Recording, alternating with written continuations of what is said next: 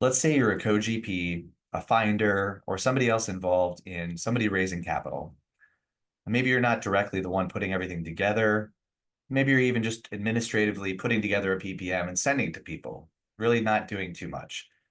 Or can you be in trouble? Yes. So there's a recent case that came out that kind of demonstrates how you can be held civilly and criminally responsible for even kind of like turning a blind eye to something that's going on that you probably should know is not right. So I'm going to share my screen and show this recent complaint by the SEC. They did enter into judgment recently on this case. So it was in the news again by the SEC. And both George and Penelope were held criminally responsible in Georgia. And George is going to do a couple of years in prison. Penelope got a work release type program like probation, but she was still held guilty of a felony. So what happened here, George forms Vika Ventures a few years ago, starts bringing in about $6 million from investors saying that I'm going to take your money. Vika Ventures is a successful venture capital company. I'm going to take your money. I'm going to invest in pre-IPO companies, or I already own pre-IPO companies. So you put money in, and when they go public, you're going to make a ton of money just by investing in me. So turns out he didn't own anything. He never invested in anything that was a pre-IPO company or even anything close. Basically, he used most of the funds to support a lavish lifestyle.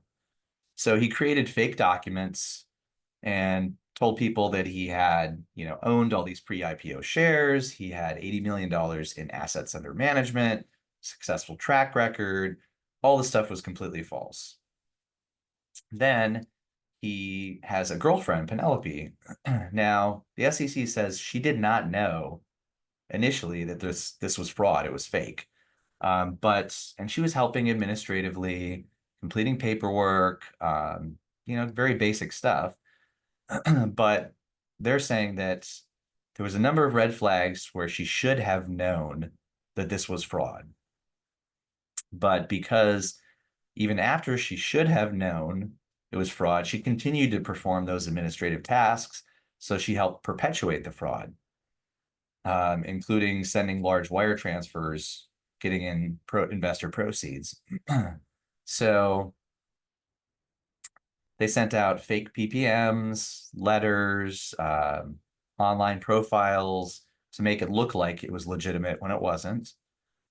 And it doesn't say that the girlfriend actually did any of this. She just should have known. So she may not have even really been that involved, but because she should have known and she kept working with him, doing this stuff, working with investors, she was charged by the SEC and criminally.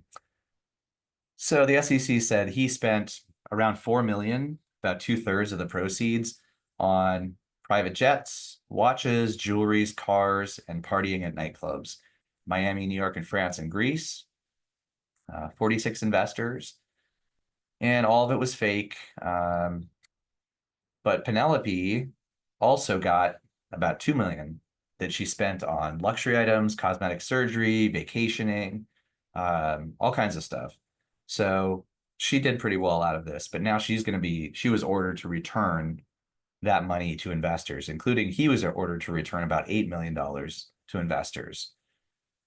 So basically they charged him with fraud. And even though she should have known, they're not saying she directly perpetrated the fraud, but she participated in it.